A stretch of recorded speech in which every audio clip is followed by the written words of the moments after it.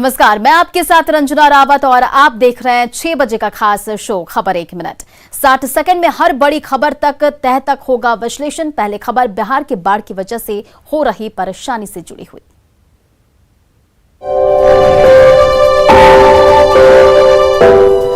बाढ़ ने लोगों की परेशानी बढ़ा दी है, लेकिन जरूरी काम भी निपटाने हैं। शादी भी उन्हीं जरूरतों में से एक है। मधुबनी जिले के एक ऐसे पंचायत की बात जहां बरसात के महीने में होने वाली शादियों में दुल्हन की विदाई डोली के बजाय नाव से होती है। बेबसी और लाचारी को दर्शाती ये तस्वीरें मधुबनी जिले के करहारा पंचायत की हैं। बुधवार को करहारा पंचायत में दरभंगा जिले से बारात आनी थी।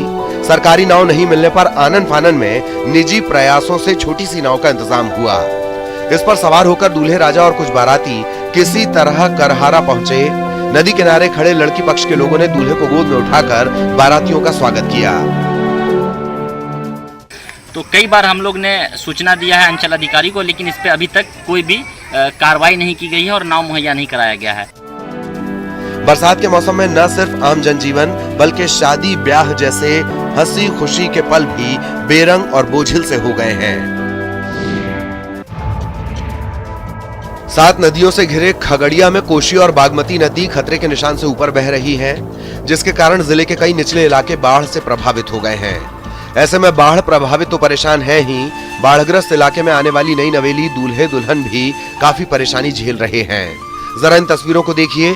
दुल्हन के साथ नाव पर सवार दूल्हा मुस्कुरा रहा है, लेकिन चारों तरफ फैले पानी के डर के मारे दुल्हन की जान जा रही है। शादी तो सहरसा में बड़े धूमधाम से हुई। दूल्हे के साथ अपने ससुराल खगड़िया तक बड़ी खुशी से वो साथ आई, लेकिन गांव सिमराहा तक जाने के दौरान उसने हर तरफ पानी जो देखा, डर के मारे उसका हलक सूखने लगा। हालांकि काफी मान मनोबल के बाद वो नाव पर बैठी। था कि हम डूब जाएंगे, उसका जो लोकना होता है लड़की का, वो समझाया बुझाया तब जाकर के बैठा। काफी देर के बाद नाव किनारे पर लगी, फिर दुल्हन को उतारकर घर लाया गया। कई जिलों की तरह सीतामढ़ी भी बाढ़ की चपेट में है। जिले के कई गांवों में बाढ़ का पानी भर गया है। किसी तरह पीड़ित समय काट रहे हैं। इंतजार है पानी कम होने का, लेकिन ऐसे में बीमार पड़ने पर डॉक्टर के पास पहुंचना किसी चुनौती से कम नहीं। बरौनी गांव के बलदेव महतो की अचानक तबीयत बिगड़ गई। बाढ़ के कारण परिजन उन्हें घर से खाट पर लेकर निकले। रास्ते में पानी था तो खाट को नाव पर लादा, उसके बाद नदी को पार किया।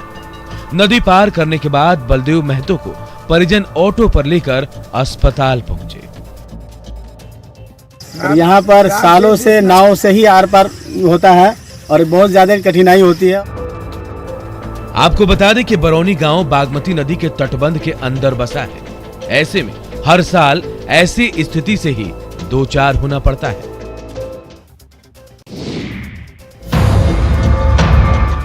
बाढ़, पानी और परेशानी की कहानी और भी है।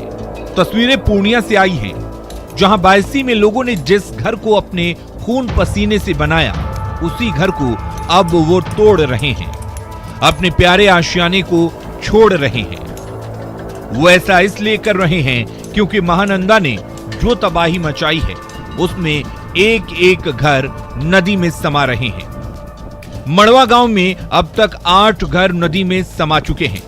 लिहाजा लोग अपने घरों को तोड़कर दूसरी जगह पलायन कर रहे हैं। जाएंगे। अच्छा, कितना घर कटा है?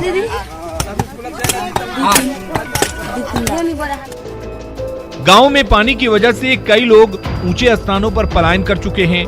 कई लोग रिश्तेदारों के घर में रह रहे हैं, लेकिन जिनका कोई नहीं, उनकी परेशानियों का कोई अंत नहीं है। गोपालगंज में गंडक का जलस्तर कम जरूर हुआ, लेकिन लोगों की परेशानी अभी भी कम नहीं हुई। कई प्रखंडों के कई पंचायतों में बाढ़ का पानी जस का तस बना हुआ है। माझागढ़ प्रखंड के भैसही पंचायत के मंगुराहा गांव का कुछ ऐसा ही हाल है। बाढ़ के पानी की वजह से लोग दूसरे के घरों के छतों पर या तटबंधों पर शरण लिए हुए हैं। मंगुरा गांव के कई ग्रामीणों की तरह ही सुरेश साहनी भाई कई दिनों से बाढ़ के पानी से घिरे हुए हैं। किसी तरह जिंदगी काट रहे ग्रामीणों की शिकायत है कि अब तक कोई मदद नहीं पहुंची है। दिक्कत है, पानी आ गया है, न विधायक आते हैं, न कुछ आता है, न कुछ साधन, न कुछ नहीं है। गेहूं धरा तो गेहूं तो आ गया इसमें के पानी में से। कब से पानी आया है? 2 दिन हो गया। लोगों में इस बात का मलाल जरूर है कि उनकी सुध लेने कोई जनप्रतिनिधि नहीं पहुंच रहा है।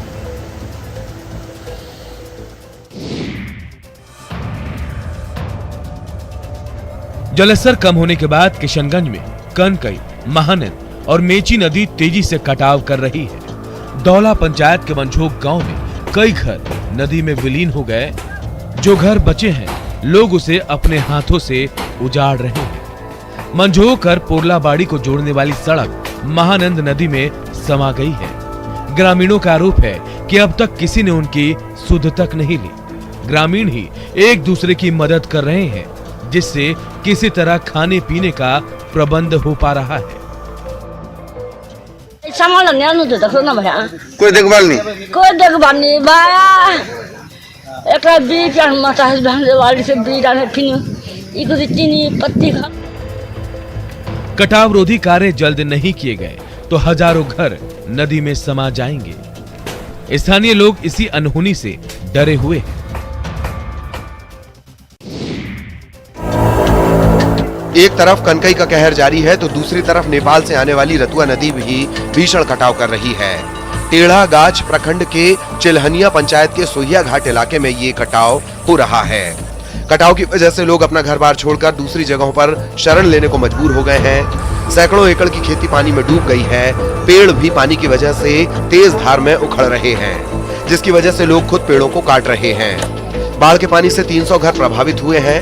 ग्रामीणों को चिंता सता रही है कि अगर जल्द ही शासन प्रशासन की तरफ से मदद नहीं मिलती तो विकराल स्थिति हो सकती है। आपको बता दें कि पिछले साल भी इस इलाके में भारी कटाव हुआ था।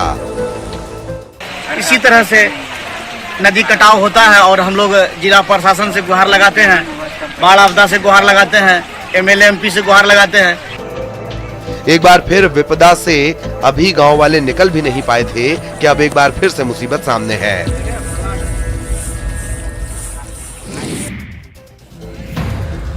मधुबनी जिले के खजौली प्रखंड में नेपाल से आने वाली धौरी, गागन, पौराहा नदियों में बाढ़ आने से लोगों की परेशानी बढ़ गई है। खजौली प्रखंड के चतरा, गोबरौड़ा उत्तर पंचायत में निर्माणाधीन पुलिया बह गया।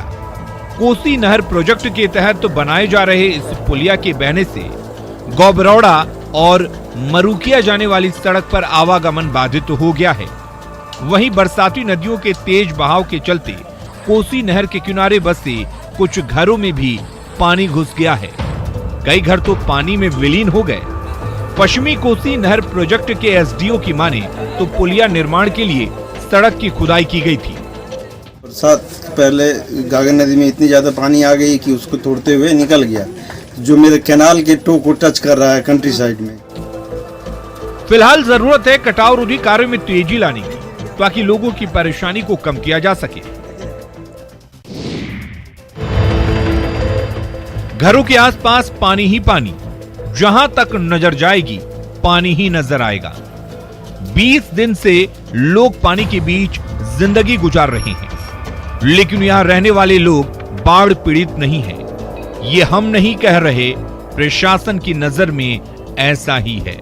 दरअसल इनके घरों में जो पानी है, प्रशासन के मुताबिक वो बारिश का पानी है, लिहाजा उन्हें बाढ़ पीड़ित की श्रेणी में नहीं रखा जाएगा और न ही उन्हें आर्थिक सहायता मिलेगी।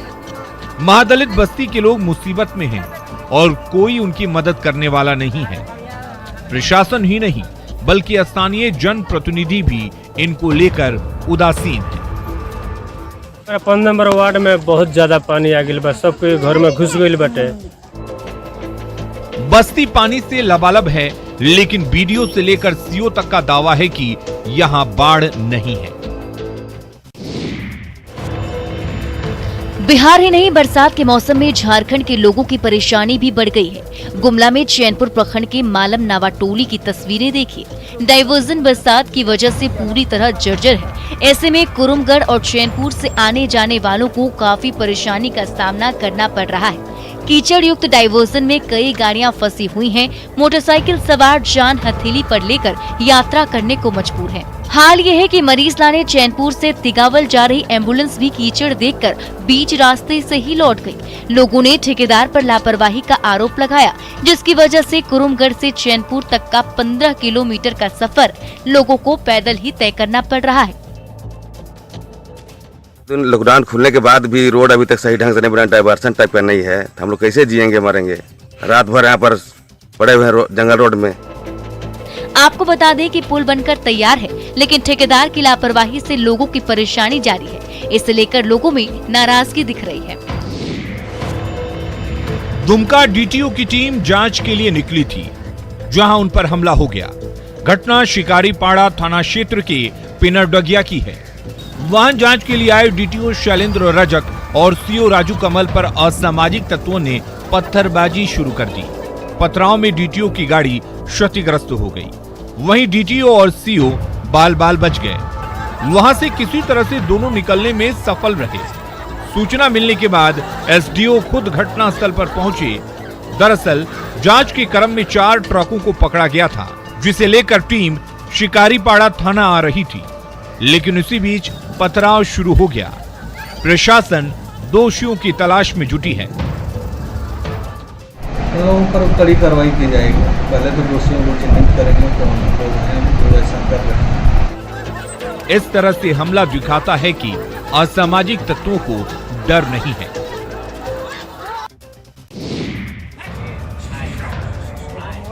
जरा इन तस्वीरों को देखिए। ये वीडियो सोशल मीडिया पर खूब वायरल हो रहा है। वीडियो है समस्तीपुर नगर थाना के एक गांव धर्मपुर का। क्रूरता की हदें पार करता ये शख्स है चिकन शॉप का मालिक मोहम्मद गुड्डू। गुड्डू ने मोबाइल चोरी के आरोप में अपने ही सेल्समैन मोहम्मद अलीम को बेरहमी से सजा दी, जिसे देखकर किसी का भी खून खौल जाए। पहले तो गुड्डू ने अपने हाथों से सजा दी, उससे भी मन नहीं माना तो पालतू कुत्ते को छोड़ दिया। कैमरे में कैद युवक हाथ जोड़कर रहम की गुहार लगाता रहा, लेकिन बेरहम मालिक का दिल नहीं पसीजा।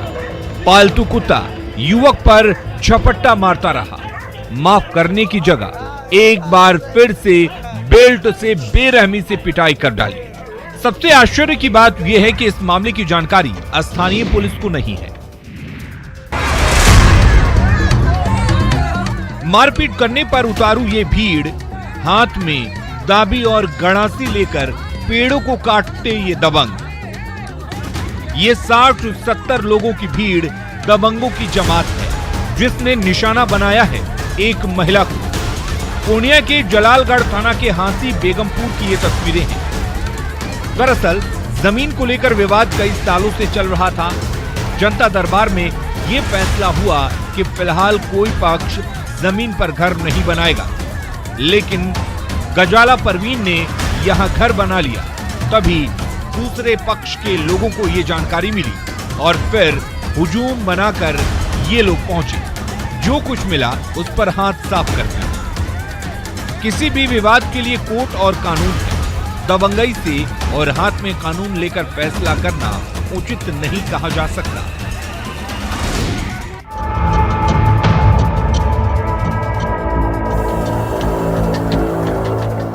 बिहार में शराबबंदी है, लेकिन तस्कर पैसों के लिए इस कारोबार में जुटे हुए हैं। बांका में शराब तस्करी के बड़े गिरोह का खुलासा हुआ। चांदन थाना के पांडे डी मोड़ से शराब तस्करी के आरोप में पुलिस ने 9 महिलाओं को गिरफ्तार किया। महिलाएं श्रद्धालु बनकर शराब की तस्करी करती थी। पुलिस ने गाड़ी रोककर जांच की तो महिलाओं के बैग से शराब की बोतलें बरामद हुई। पूछताछ में पता चला कि महिलाएं देवघर से शराब लेकर मुंगेर जा रही थी। इनके पास से शराब की 578 बोतलें बरामद हुई। गिरफ्तार महिलाओं में 5 पहले भी शराब तस्करी के आरोप में जेल जा चुकी है। पुलिस अब पता लगाने की कोशिश कर रही है कि शराब तस्करी में और कौन-कौन लोग शामिल हैं।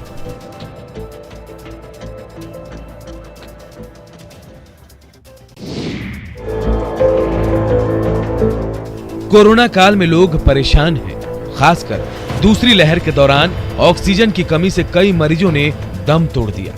लेकिन इस दौरान भी कुछ लोग आपदा में अवसर तलाशते रहे और जरूरी सामानों का ब्लैकमेलिंग कर पैसे बनाते रहे। कोरोना संकट में दवा और ऑक्सीजन दिलाने के नाम पर लोगों से ठगी करने वाले गैंग के सदस्यों को मुंबई पुलिस ने गिरफ्तार किया है। गिरफ्तार शातिर नालंदा के बिहार शरीफ से गैंग पूरे देश में चलाते थे। ये बिहार शरीफ नाम की जगह से ऑपरेट हो रहा था, लेकिन भारत भर कई जगह पे इसके विक्टिम्स पाए गए हैं। ये 210 विक्टिम्स कई अलग अलग जगह के हैं। सभी अपराधी सोशल मीडिया के जरिए लोगों से संपर्क करते थे, फिर ठगी करने के बाद अपना नंबर बंद कर देते थे। कोरोना की दूसरी लहर के दौरान पूरा बिहार परेशान रहा। शहर से लेकर गांव तक कोरोना मरीजों को इलाज के लिए भटकना पड़ा। संभावित तीसरी लहर को देखते हुए सरकारी अस्पतालों में व्यवस्था बढ़ाई जा रही है, साथ ही कमियों को दूर किया जा रहा है। वहीं पटना के महावीर वात्सल्य अस्पताल में भी बच्चों के इलाज के लिए अलग से आईसीयू तैयार किए गए हैं। अस्पताल में 90 बेड की क्षमता वाला आईसीयू तैयार होना है, जिसमें फिलहाल 60 बेड लगाए जा चुके हैं। नए आईसीयू का शुभारंभ स्वास्थ्य मंत्री मंगल पांडेय ने किया। इस मौके पर महावीर मंदिर ट्रस्ट के सचिव आचार्य किशोर कुणाल भी मौजूद रहे। उन्होंने कहा कि बच्चों के लिए बेड की कोई कमी नहीं होने दी जाएगी। जो 18 वर्ष से कम उम्र के बच्चे हैं उन पे कोरोना का असर ज्यादा दिखे, और इसीलिए सरकार के स्तर पे भी जो नीकू, पीकू, एसएनसीयू हैं वहाँ पे हम सुविधाओं को बेहतर कर रहे हैं। जो हमारे चिकित्सक, पैरामेडिकल स्टाफ से उनको प्रशिक्षित कर रहे हैं। कई विशेषज्ञों ने तीसरी लहर की संभावना जताई है, जिसमें बच्चों के संक्रमित होने की बात कही जा रही है। कोरोना के समय में लोगों के सामने 2 जून की रोटी की समस्या है। शासन प्रशासन की ओर से नौनिहालों को उचित पोषण आहार के साथ अच्छी प्रारंभिक शिक्षा मिल सके, इसके लिए शहर और ग्रामीण इलाकों में आंगनवाड़ी केंद्र संचालित किए जा रहे हैं। लेकिन रांची में कई पंचायत और गांव ऐसे हैं जहां सरकारी योजना केवल कागजों पर ही चल रही है। वहीं कई गांव ऐसे हैं जहां गर्भवती महिला और बच्चों को पोषक आहार भी नहीं मिल पा रहा है। आंगनवाड़ी केंद्रों में लॉकडाउन की वजह से इन ग्रामीण बाल देखभाल कार्यक्रमों को चलाने के लिए जिम्मेदारी महिला स्वयं सहायता समूहों को सौंपी गई थी, लेकिन किसी ने भी फरवरी-मार्च के बाद से भोजन नहीं बनाया। जो भी माताएं हैं जिनका फर्स्ट एमसी के समय जैसे उनका रजिस्ट्रेशन होता है तो हम लोग उनके अकाउंट में 2000 रुपया देते हैं। हैरत की बात है कि इसकी जानकारी सीनियर अधिकारियों को भी नहीं दी जा रही है। भारतीय स्वभाव से आस्थावान होते हैं। छोटे काम हो या बड़े काम, सबसे पहले देवी देवताओं को याद करना आम बात है। यूँ कहें तो अक्सर लोग अपनी मन्नत पूरा करने के लिए भगवान की पूजा अर्चना करते हैं, लेकिन पानी की समस्या दूर करने के लिए घाटशिला के मुसाबनी में लतारडी गांव के लोगों ने बोरिंग से पहले पूजा पाठ की। इस दौरान भूमि पूजन किया गया ताकि पाताल से पानी का अच्छा स्रोत मिल सके। अब तक पानी के लिए गांव के लोगों को दूर दराज भटकना पड़ता था। समस्या की जानकारी मिलने पर जिला परिषद फंड से बोरिंग कराया जा रहा है, जिससे पानी की समस्या से मुक्ति मिलने की उम्मीद जताई जा रही है। हमारा जिला परिषद फंड से हमने 6 चापाकल हमारा जिला परिषद क्षेत्र में दिए हैं, और जो पहला आज यहाँ पर हम लोग चापाकल के लिए भूमि पूजन किए हैं। घाटशिला के कई गांव में पानी की किल्लत है, ऐसे में गांव वाले भगवान से प्रार्थना और पूजा पाठ करने में जुटे हुए हैं। तो फिलहाल इस बुलेटिन में इतना ही। बने रहे न्यूज़ 18 बिहार झारखंड के साथ।